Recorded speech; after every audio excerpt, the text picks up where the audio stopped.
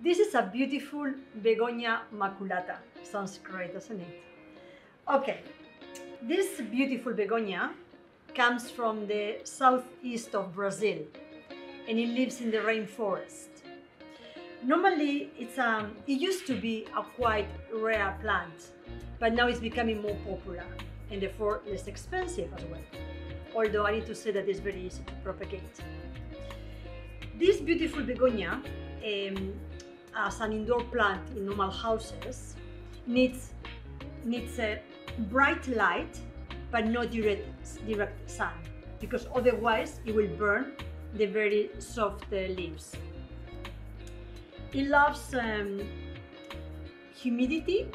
The temperature is between 18 and 30 degrees.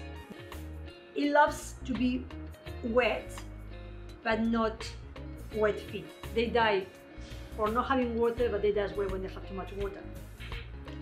And then another important part that people probably don't know, that you need to prune this plant. It grows better when you prune it regularly. And it's very easy to prune it.